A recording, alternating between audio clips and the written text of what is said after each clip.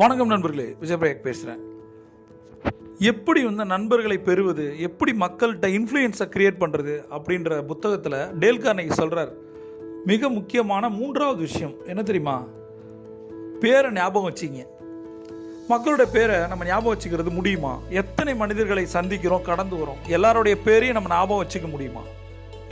இல்லை, இது ஒரு சேலஞ்சஸ் அப்படின்னு நான் சொல்கிறேன். இதற்காக தான் நான் சொல்கிறது, நீங்கள் உங்களோட மைண்டை ட்ரெயின் பண்ணுங்கள். யாரை நீங்கள் இம்ப்ரெஸ் பண்ண நினைக்கிறீங்களோ அவங்களோட பேரை விட்டு கூப்பிட்டு பாருங்கள்.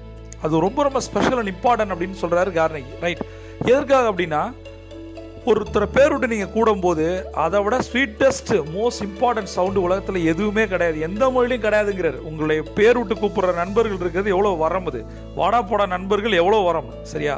இந்த சாரு, இந்த மேடம், இந்த மாதிரிலாம் பேசுகிறத கேட்டுட்டு உங்களோட பேரை விட்டு கூப்பிட்ற சில உரிமையான மனிதர்கள் இருக்கும்போது வாழ்க்கையை வரம்ல. மிக முக்கியமான ஒரு தென்னிந்திய தொழிலதிபர் அவர். சரி, அவரை நான் சந்தித்தேன். அவரை பற்றி நிறைய இன்ஸ்பைரிங்கான விஷயங்களை கேள்விப்பட்டிருக்கேன். ஒருத்தர் அவரோட கிளைண்ட்டை நான் மீட் பண்ணும்போது கேட்டேன், இவர் வேகமாக இவ்வளோ வளர்ந்துக்கிட்டு இருக்காரு, இதுக்கு என்ன காரணம் அப்படின்னு. அவர் ரொம்ப ரொம்ப சாதாரண நிலைமையிலேருந்து வந்தார். பட்டு அவர் ஒரு காந்தம் மாதிரி, ஒரு மனித காந்தம் அப்படின்னு. சரி, அது எப்படி அப்படின்னு கேட்டால், இப்போ அவரை நான் கடைசியாக மீட் பண்ணது 5 இயர்ஸ்க்கு முன்னாடி. நான் அவரோட டேபிளில் போய் உட்காந்த உடனே, நான் வந்திருக்கனோடனே அவர் கதவை திறந்து என்னை ரிசீவ் பண்ண விதம், உட்காந்துட்டு எப்படி சார் இருக்கீங்க, எனக்கு ராமநாதன் சார்னாலே அப்படின்னு சொல்லிட்டு என்னோடய பேரை சொல்லிவிட்டு, அவர் பையன் எப்படி சார் இருக்கான், ரமேஷ் வளர்ந்துருப்பான்ல அப்படின்னு சொல்லி, இந்த மாதிரி எனக்கு ஒன்றுமே புரியல. ஒரு நாளைக்கு அவர் எத்தனை மனிதர்களை சந்திச்சிருக்காரு. 5 வருஷத்துக்கு முன்னாடி நான் அவரை மீட் பண்ணேன், அவரால் எப்படி இதை சொல்ல முடியுது அப்படின்ற இது இருந்தது அப்படின்னு எனக்கும் யோசனை இருந்துச்சு. இவர் 5 வருடங்களில் எவ்வளோ பேரை சந்திச்சிருப்பார். மிக முக்கியமான தொழிலதிபர் இது. அதுவும் இவர் பேரை சொல்கிறது கூட பிரச்சனை இல்லை, அவரோட பையன் பேரெலாம் சொல்கிறாரு. அதுவும் 5 வருஷத்துக்கு முன்னாடி எப்படி இது சாத்தியம் அப்படின்னு. அதற்கு அப்புறம் ஒரு சில மாதங்களுக்கு அப்புறம் அவரை சந்திப்பதற்கான வாய்ப்பு எனக்கு கிடச்சிது. அப்போ நான் அவர்கிட்ட ஒரு கேள்வி கேட்டேன், எப்படி சார் எல்லாரோட பேரையும் நீங்கள் மைண்டில் வச்சுக்கிறீங்கன்னு. அப்போ அவர் சொன்னார், இது ஒன்றும் இல்லை சார், இது ஒரு சிம்பிள் டெக்னிக்கு. என்னோடய பிஸ்னஸில் நான் சொத்தாக நினைக்கிறது டேட்டா பேஸ் தான். யார் என்னை சந்திக்க வராங்களாலும், இப்போ என்னோடய செக்ரட்டரி சொல்கிறாருன்னா ராமநாதன் வராரு, எங்கேருந்து வராருன்னு நான் கேட்பேன்.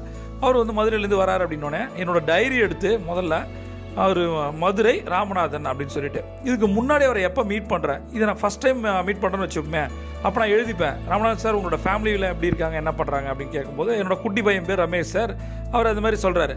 அதில் அவர் பேசி முடிச்சுட்டு அவர் கிளம்புன உடனே நான் ஒரு ஷார்ட் நோட்ஸ் எடுத்துப்பேன்.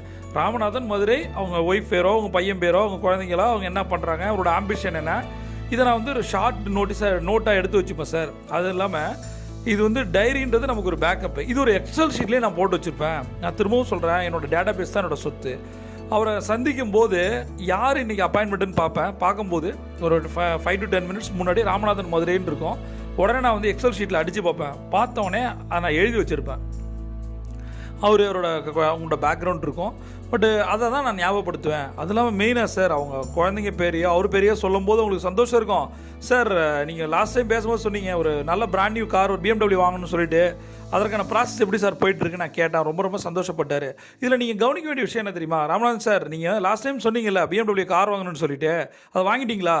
முட்டாள் தான் அப்படி கேட்பாங்க. ஒரு வேளை ஏன் அப்படி கேட்கக்கூடாதுன்னா, அவர் வாங்கலை அப்படின்னா அவர் வருத்தப்படுவார். கல்யாணம் ஆகிடுச்சா, குழந்தை பிறந்துச்சா, வேலை கிடச்சிருச்சா, இந்த மாதிரி முட்டாள்தனமான கேள்வியை கேட்கவே கூடாது.